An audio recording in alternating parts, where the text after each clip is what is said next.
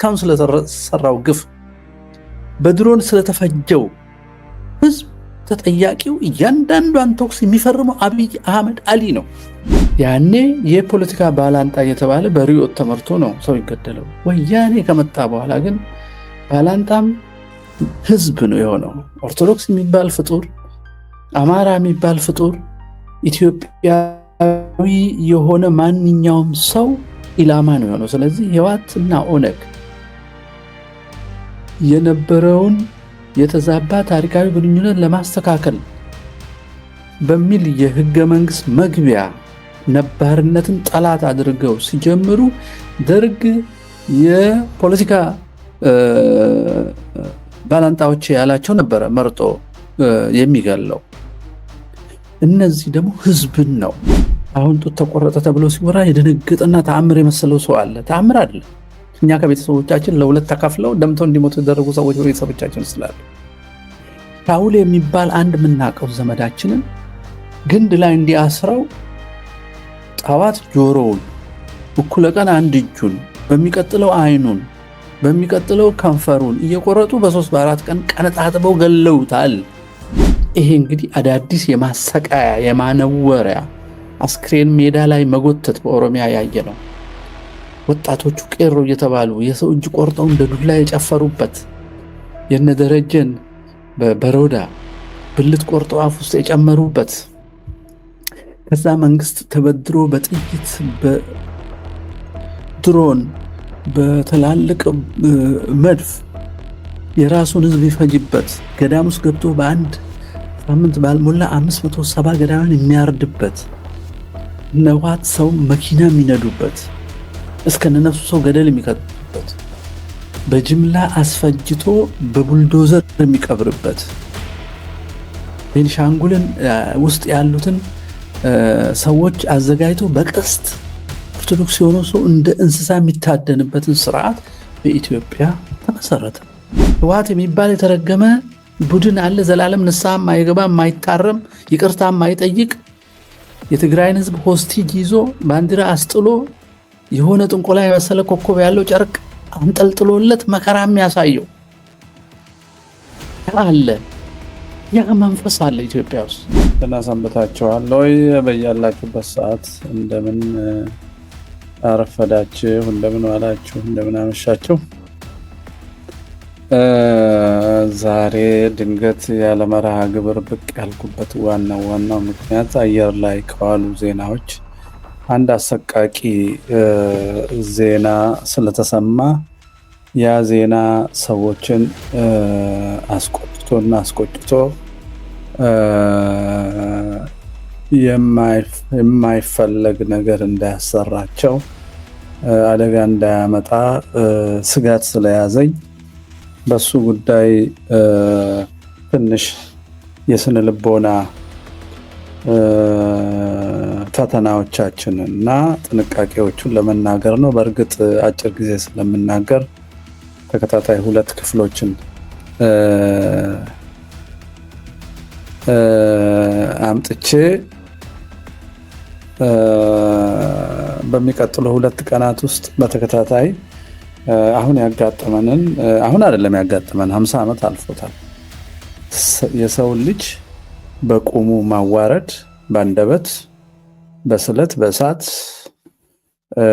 በፖሊሲ፣ በህግ ታሪክ በማጠልሸት ስነ ልቦና ጥቃት በማድረስ አሁን ደግሞ የእህቶቻችንን አካል በመቆራረጥ አስክሬን በማንገላታት በኢትዮጵያ ማህበረሰብ ያልተለመደ ነገር በማድረግ ሰዎች እጅግ እንዲቆጡና ከስርዓት ውጭ ሆነው በሚወስዱት እርምጃ በቀለኛ እንዲሆኑ፣ ሚዛናዊ እንዳይሆኑ፣ ከነዚህ ከክፉ ሰዎች እኩል በመሆን እንዲዋረዱ፣ ራሳቸው እንዲያዋርዱ የሚያደርግ አደገኛ ስሜት ስለመጣ ድርጊቱ በጣም ስለሚያስቆጣ እሱን በሚመለከት የዚህ ስነ ልቦና ምንጭ እንዴት ይህን ስነ ልቦና መዋጋት እንደሚቻልና በፍጥነት ወደ ድል መጓዝ እንደሚቻል ነው መናገር የምፈልገው እና ከዛ አንጻር አንዳንድ ዳሰሳዎችን እንዳደርግ ፍቀዱልኝ ወዳጆቼ። ማንኛውም ግፍ በአንድ ሀገር መንግስት ባለበት፣ አስተዳደር ባለበት፣ ግብር በሚሰበሰብበት፣ ሚዲያ ባለበት፣ የጦር ሰራዊት ባለበት፣ ፖሊስ ባለበት፣ የጸጥታና የፍትህ መዋቅር ባለበት ሀገር ግፍ በተከታታይ ከተፈጸመ ልክ በሀገራችን 38 ዓመት እንደተፈጸመ በተከታታይ ከተፈጸመ ያ ነገር አጋጣሚ አይደለም፣ ግጭት ሊሆን አይችልም፣ ከአቅም በላይ የሆኑ ጫካ ያሉ ሰዎች ሊሆን አይችልም። ይህ ስርዓታዊ፣ መዋቅራዊ፣ ርዕዮተ ዓለማዊና አንዳች ርዕይ ያለው መንግስት መር የሆነ ጥቃት ነው። በሰው ልጅ ክብር ማጣት የሚደሰት መሪ የሚያዛቸው ወታደሮች እንኳንስ ያውን የሰው ልጅ ቀርቶ ጠላት የተባለውን ማህበረሰብ አስክሬን ያጎሳቁላል። ይሄንን ከበደኖ ጀምሮ አይተናል። ማይካድራ አይተናል። በመላው ወልቃይት አይተናል። በገዳማት ላይ በፈጸሙት አይተናል። በትግራይ ማርያም ደንጎላት አይተናል። ሰራዊቱ ትግራይ በገባ ጊዜ እውነት ይሁን ውሸት ቲያትር ማወቅ ባልችል እንኳ ወደ ገደል የሚወረወር አስክሬን እስከነ ህይወቱ የሚረሸን ሰው አይተናል። በመላው ኢትዮጵያ የተሰሩ ግፎች በአብዲ ኢሌና በህወሓት ጀነራሎች አቀናባሪ በጅጋ፣ በቀብሪ ዳህር፣ በጎዴ የተፈጸመውን አይተናል። ሰው መቀቀል፣ ሰው በጣም አሰቃቂ የሆነ በሻሸመኔ የደረገውን አይተናል። የ38 ዓመቱን ግፍ ስትመለከቱ አጋጣሚም አይደለም፣ ግጭትም አይደለም፣ ስርዓት ነው። መቼ ነው እንዲሆን ነው? የደርግ መንግስት በደርግ ጊዜ የፖለቲካ ርዕዮት ባላንጣ የተባለ ሰው ሁሉ እንደምታውቁት በኢህአፓ፣ በህወሓት፣ በሻዕቢያ በሉ ብቻ በዛ ጊዜ በተፈለፈሉ በውጪ ገብ አስተምሮ ላይ የተመሰረቱ በጭፍን ገልባጭነት የተሰለፉ ምሁራን ተብዬዎች ባመጡት መከራ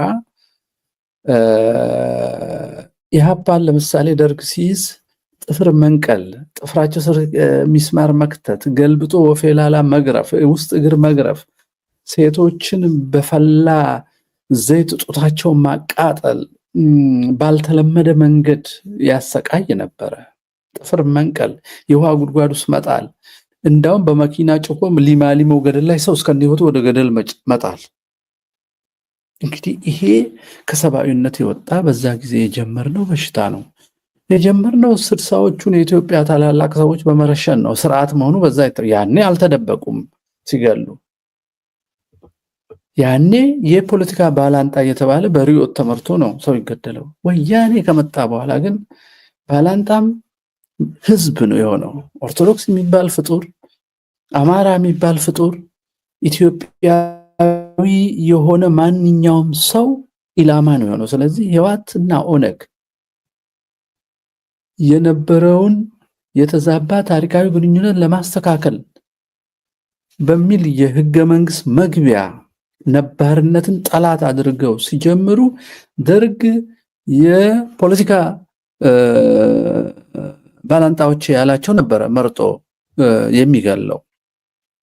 እነዚህ ደግሞ ህዝብን ነው። ህዝብን ግድያቸው ደግሞ የጥይት ብቻ አልነበረም። ግድያቸው ማምከንን ይጨምራል፣ በሽታ ማስፋፋትን ይጨምራል፣ መሰረተ ልማት መንፈግን ይጨምራል፣ ፍትህ መንፈግን ይጨምራል፣ ማደየትን ይጨምራል። አዎ ሁሉን ነገር ነው የሚጨምረው። አሰቃቂ ነው። በታሪክ በስነልቦና በእምነት በቅርስ ሁሉ ነው ጥቃቱ የነበረው። ህወሓትና ኦነግ ወደዛ ከፍ አረጉት። ህወሓትና ኦነግ ተዳቅለው ህገ መንግስት ወልደው በህወሓት መሪነት የተቋቋመው ኢህአዴግ ይህን ሁሉ ሲፈጽም ከቆየ በኋላ ህወሓት በመዳከሟ ምክንያት ወደ ትግራይ ስትሄድ እነሱ ተዳቅለው የወለዱት የኦነግ ፖለቲካዊ ኦሮሞማ በብልጽግና ስም መጥቶ በዓለም ተሰምቶ ማይታወቅ ስራ መስራት ጀመረ። ምን አደረገ? ሀገር ውስጥ ሁላችሁ የምታውቁት መደበኛውን ሰራዊት አዘመተ። ኦሮሚያ ውስጥ የሚያጸዳው አላረካ ብሎት እስከ ቀይ ባህር ስለሚታየው ሀገርን መውረስ እስከ ቀይ ባህር ድረስ ስለሚታየው ሰውን ከኦሮሚያ እያጸዳ ወደ አማራ ገባ ማለት ነው። አዎ ይሄ እንግዲህ አዳዲስ የማሰቃያ የማነወሪያ አስክሬን ሜዳ ላይ መጎተት በኦሮሚያ ያየ ነው። ወጣቶቹ ቄሮ እየተባሉ የሰው እጅ ቆርጠው እንደ ዱላ የጨፈሩበት የነደረጀን በበሮዳ ብልት ቆርጠው አፍ ውስጥ የጨመሩበት ከዛ መንግስት ተበድሮ በጥይት በድሮን በተላልቅ መድፍ የራሱን ህዝብ ይፈጅበት ገዳም ውስጥ ገብቶ በአንድ ሳምንት ባልሞላ 570 ገዳምን የሚያርድበት እነዋት ሰው መኪና የሚነዱበት እስከነነፍሱ ሰው ገደል የሚከቱበት በጅምላ አስፈጅቶ በቡልዶዘር የሚቀብርበት ቤንሻንጉልን ውስጥ ያሉትን ሰዎች አዘጋጅቶ በቀስት ኦርቶዶክስ የሆኑ ሰው እንደ እንስሳ የሚታደንበትን ስርዓት በኢትዮጵያ ተመሰረተ። ይህ አሁን በአማራ ክልል እየተደረገ የሚገኘው በአብይ አህመድ አሊ የሚመራው ግፍ ከላይ የተገለጹትና ከዚህ የከፋ ስራ ሁሉ እየተሰራበት ማናውቃቸው ሚዲያ ላወጣቸው በወለጋና በአርሲ የሚደረጉ አዲስ አበባ ውስጥ ደግሞ በማዲየት በማፈናቀል በማሳቀቅ ከስራ በመለየት ንግድ በማኩላሸት በመላ ኦሮሚያ ከእርሻ ላይ በመንቀል የሚሰራው ስራ ሁሉ በጣም አሰቃቂና ስርዓታዊ ነው። ግጭት ቢሆን ኖሮ ሳምንት ከሳምንት በላይ ወር መንግስት ደርሶ ያን ቦታ እስኪያረጋጋ ከዛ በኋላ ግፍ የፈጸሙት ለፍትህ ይቀርባሉ፣ የተፈጸመባቸው ይካሳሉ። በ35 ዓመት አልተደረገም። ጎጂ አልተከሰሰም፣ ተጎጂ አልተካሰም። አሁን ብልጽግና ደግሞ ከፍ አድርጎ ወደ ፍጅት ገባ ማለት ነው እና ሰሞኑን የእህቶቻችን በግፍ መገደልና አካላቸው መቆነጻጸል የአስክሬን ስራ ላይ ማነው መሬት ላይ መጎተት በኦሮሚያ ሲደረግ የኖረ ስለሆነ ባለፉት 5 ዓመታት ሰው መጎተት በገደል መክተት ከበደኑ ነው የጀመረው። ወተር፣ ቀቀልዲ፣ ሙጢ፣ ጨለንቆ፣ በሮዳ፣ ካራሚሌ እያለ አርባ ጉጉ፣ አርሲ፣ ባሌ፣ አጋርፋ፣ ዶዶላ በመላው ኢትዮጵያ ነው ግፉ የተሰራው። አሁን ጡት ተቆረጠ ተብሎ ሲወራ የደነገጠና ተአምር የመሰለው ሰው አለ። ተአምር አይደለም። እኛ ከቤተሰቦቻችን ለሁለት ተከፍለው ደምተው እንዲሞቱ የተደረጉ ሰዎች በቤተሰቦቻችን ስላሉ ሻውል የሚባል አንድ የምናውቀው ዘመዳችንን ግንድ ላይ እንዲያስረው ጠዋት ጆሮውን፣ እኩለ ቀን አንድ እጁን፣ በሚቀጥለው አይኑን፣ በሚቀጥለው ከንፈሩን እየቆረጡ በ3 በ4 ቀን ቀነጣጥበው ገለውታል። ይሄ ሐረርጌ የተደረገ ነው። በምስራቅ ሐረርጌ ቆሬ በሚባል ቦታ በሜታ ወረዳ ቆሬ በሚባል ቦታ የተፈጸመ ነው። ሰው እየቆራረጡ መግደል። ይህ አንዳች የተደበቀ ባህልና መንፈስ በኦነግ ሲመራ የነበረ ከህዋት ጋር ህዋት ነበረ ሀገሩን የሚገዛው። ኢህአዴግ የሚባል ነገር የለም። ህዋት ነው አንጎሉ። ሁሉን ነገር የሚያዘው የሚያባራው ምን የሚለው እሱ ነው። ኃይለማርያምን ሲሾሙ እኮ ስብሐት ነጋ ነገረን። አማራና ኦርቶዶክስ መሆኑ ቀርቷል። እሱ አከርካሪው ተሰብሯል። ህዝባዊነት አሸነፈ። እነሆ ሌላ ያደረገን ያለ ሲመጻደቅ ነበረ። እነሱ ናቸው የሚያረጉት። ኦነግ እነሱ ልጅ ነው፣ አብረው ነው የሚሰሩት። እየተዋጉ እንኳን እነ ሳይሮስን ልከው መንበረ ሰላማን ሸንድዬ እያሉ የትብብር ሲያሳዩ የነበሩ ናቸው። እነ ሳይሮስን ልከው መጅሊስ ልከው የፍጅት ትብብራቸውን ሲያሳዩ ነበረ። እየተጣሉ እንኳ ተራ በተራ ለመፍጀት ህወሓት የሚባል የተረገመ ቡድን አለ። ዘላለም ንስሐ የማይገባ የማይታረም ይቅርታ የማይጠይቅ የትግራይን ህዝብ ሆስቲጅ ይዞ ባንዲራ አስጥሎ የሆነ ጥንቆላ የመሰለ ኮከብ ያለው ጨርቅ አንጠልጥሎለት መከራ የሚያሳየው ያ አለ። ያ መንፈስ አለ ኢትዮጵያ ውስጥ እና በአሁኑ ጊዜ ጡት ተቆረጠ፣ ሰው ተጎተተ ተአምር አይደለም። ጎታቹና ቆራጩ በሽተኛ ነውና ይሄን እንዴት በፍጥነት አቅም ነስተነው ሰብአዊነት ያለው ለሰው ክብር የሚጨነቅ የሰው ልጆች አንድነትና ልማትን የሚፈልግ ሰውን አክብሮ ስለ ልማት የሚያወራ ሰውን እያጠፋ ልማት የሚያወራ አጋንንት ነው። እና ስርዓታዊ ስለሆነ ወታደሩ አይደለም ያደረገው መሪው ነው ለማለት ነው። ይህ ስነ ልቦና እንዴት እንደሚመጣ ጥናታዊ ነገሮችን አደርጋለሁ። በመጀመሪያ ወታደራዊ የጦርነት ሁኔታ ውስጥና ከዚያ ውጪ ግፍ መፈጸም በኢትዮጵያ መለመዱ ድርጊቱ ርዕዮተ ዓለማዊና ግብ ይዞ የሚደረግ የህወሓትና የሆነ ፖለቲካዊ ኦሮሞማ ብልጽግና እቅድ ነው። ይሄ እቅድ ነው። ይሄ ስህተት አይደለም። ይሄ እቅድ ነው።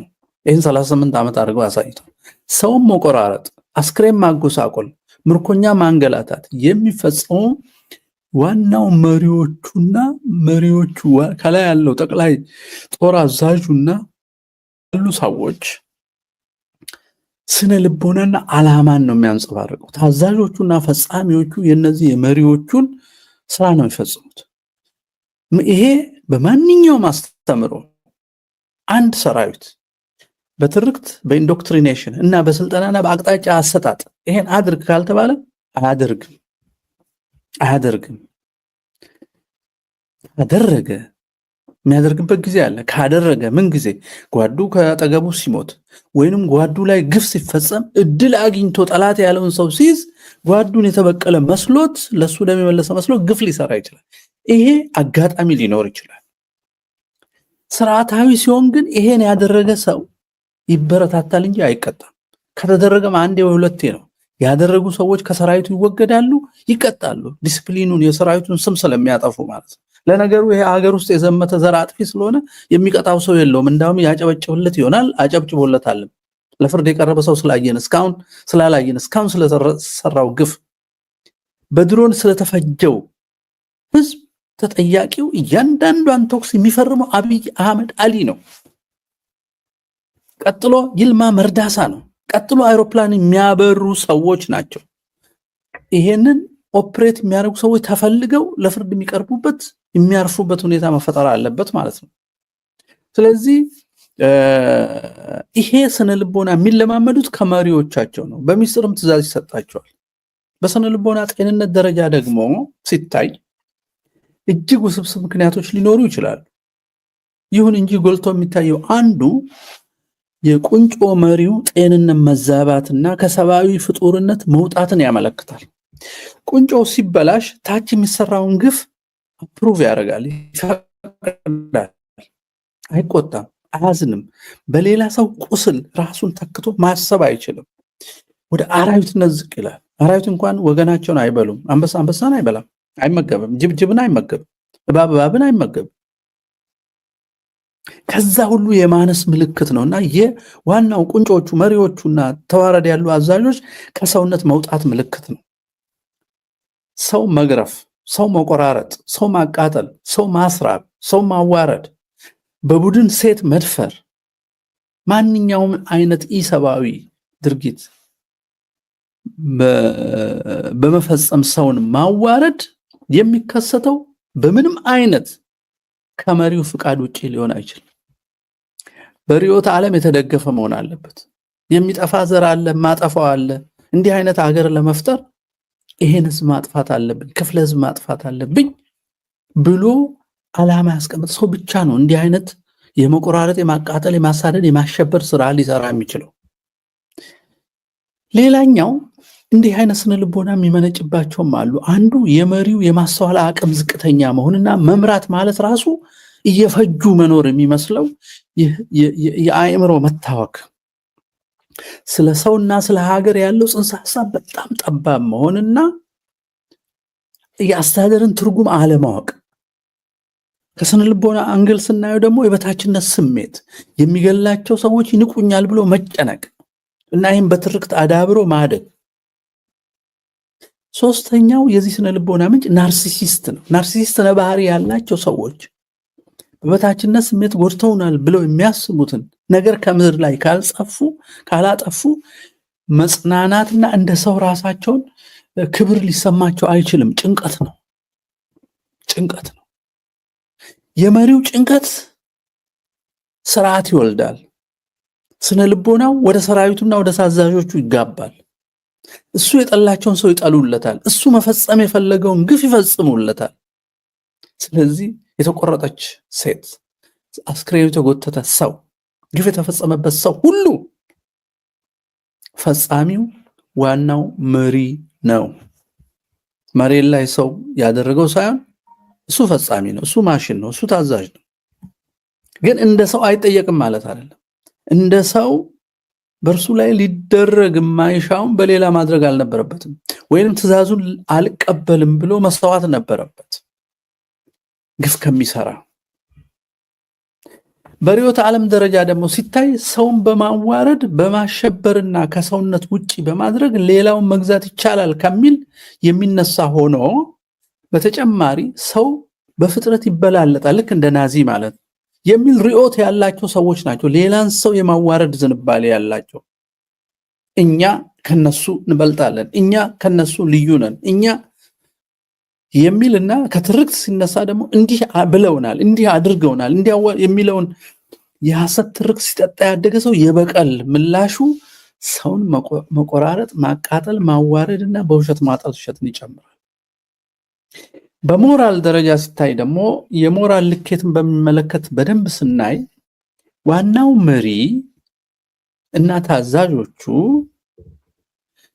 ከተፈጠርን ማህበረሰብ እሴቶች፣ የእምነትና የባህል መሰረቶችና ህጎች ሁሉ ያፈነገጡ አንድም በድንቁርና አንድም በተላላኪነት ከነባርነት ያፈነገጡ በድንቁርና የሚንቁ ነባሩን ሀብት የማያውቁ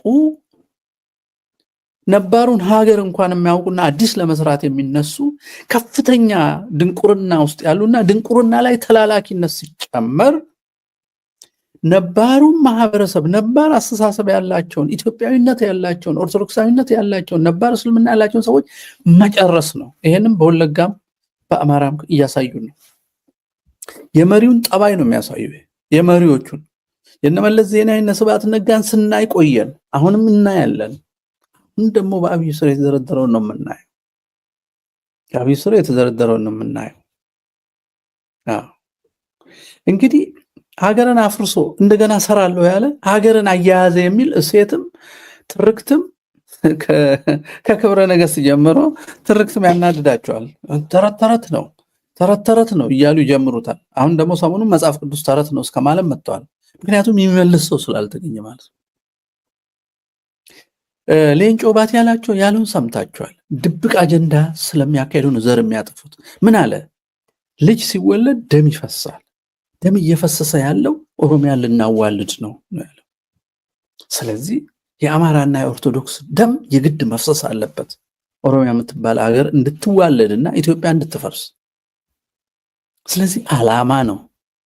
ያ ዓላማ ደግሞ ማለቅ ያለበትን ህዝብ ማዋረድ አያስገርምም። እኔ ሰዎች ተገርመው ስለዚህ ጭህታችን ሲያወሩ ይገርመኛል፣ ያስገርማል። ግን 30 ምናምን ዓመት አይተናል። ለምንድን ነው የሚገርመን? እነዚህ ሰዎች ሴት በቡድን ደፍረው በሴት ማህፀን ሚስማር ብረት የሚጨምሩ ሰዎች እኮ ናቸው። ሆነ ብለው ሚስኢንፎርም ለማድረግ ደግሞ እሱኑ በሐኪም ሲያወጡ ቪዲዮ ቀርጸው እከሌ ያደርገው ብለው ገልብጠው እኮ የሚተርኩ ሰዎች ናቸው። ምግባቸው እኮ ሐሰት ነው፣ አቅማቸው ሐሰት ነው። በእውነት ለዚህ የተሰለፈ የኦሮሞና የትግራይ ወጣት አማራም ውስጥ ለሆዱ ብሎ የራሱን ወገን መከራ የሚያሳይ አእምሮ የተደፈነ ሰው ቁጭ ብሎ ማሰብ አለበት። እየመጣ ያለው ዘር ማጥፋት ነው። ስሙ፣ አስተውሉ፣ ለክፋት አትታዘዙ። ሰው ሁሉ ሰው ነው፣ ሰው ሁሉ ክቡር ነው በሚል ከተመራ እንዲህ አይነት ስህተት አንሰራ። እኔ ዛሬ የመጣሁት ጩኸቴ በዚህ ንዴት በደንብ ይሄ እንደገና ተደጋግሞ በሚዲያ ሲነገር ተቆረጠ ሬሳ ተጎተተ ሲባል ነበረ። ግን ሲደጋገም ፋኖ ከከፍታው ከተቀደሰ ስነ ምግባሩ በንዴት ወርዶ እነዚህን ሰዎች እንዳያክል እንደነሱ እንዳይዋረድ ለማሸነፍ መሄድ እንጂ ሰብአዊነትን ማዋረድ ውስጥ እንዳይገባ ከከፍታው እንዳይወርድ እንደ አንድ ወንድም ለማሳሰብ ነው። ይህ አስጨክኖ በፍጥነት አንድ ነው። ይሄ ጎጠኞችን ከመሃላችሁ አጥፍቶ እንዳው ጎጠኛን እባካችሁ አስወግዱ፣ ጎጠኛን አስወግዱ። እህቱ ጡቷ እየተቆረጠች ጎጥ የሚቆጥርና እኔ ካልነገስኩ የሚልም በሽተኛ ከመሃላችሁ አስወግዱ። የእህቱ ደም የማያሳሳው ከኔ የሚሻል ሰው ይምራ የማይል እኔ ካልመራው ብሎ ሴራ ሲጎነጉን የሚሆን ዓለም አቀፍ የጎጥ መረብ ሰርቶ ሚዲያ አዝምቶ ራሱም ለማስመለክ የሚሰራ በዚች ልጅ በሌሎቹ ሴቶች ደም ልንማጎታቸው ይገባል። በጣም አደገኛ ናርሲስቶች ናቸው። እንቅፋት ሲሆኑ ለአንድነትም አብሮ ለማቀድም አብሮ ለመስራት ለፕሮፓጋንዳም ክፍት እንዳይሆን ለክፉ ፕሮፓጋንዳ እና እንጠንቀቅ። እስቲ አንድ የተወሰነ ነጥብ ያው አሳጥራለሁ እያልኩ እንዳላስረዝምባቸው 5 ነጥቦችን አድርጌ ክፍል 2 ላይ መለሳለሁ። ምሽት ነው እዚህ እናንተ ጋር፣ ቀን ነው ኢትዮጵያ፣ ጠዋትም ነው። ዛሬ አቡነ ኪሮስ ነው። ሰዎች ጸሎት ላይ ስለሚሆኑ ይሄ ተቀርቶ ያዩታል ብዬ ነው እንግዲህ አየር ላይ ስለማይወርድ 5 የስነ ልቦናና የሁኔታዎች የአውድ እንዲህ አይነት ጠባይ ሰው መቆራረጥ፣ አስክሬን መጎተትና ነውር መስራት በሰው ልጅ ላይ ምን አይነት ስነ ልቦና ምን አይነት ሁኔታ ነው የሚፈጥረው የሚለውን ምን አይነት ክፉ ስልት ነው እንዲህ እንድናስብ የሚያደርገን። የአብይን ሰራዊትና አብይን እንዲህ ያደረጋቸው ምንድን ነው? ከዓለም ምንድን ነው የምንማረው? ሳይንሱስ ምንድን ነው የሚለው? ከብዙ ጥናቶች የተገኘ ነው። አንደኛው ምክንያት ጠላት ነው ያሉትን ህዝብ ከሰውነት ተራ ማውረድ ነው መጀመሪያ። ነውር መስራት እና ኢሰብአዊነት ጠላት ነው ያሉትን ህዝብ ከሰውነት ማሳነስ ነው፣ የስነ ልቦና ጦርነትም ጭምር።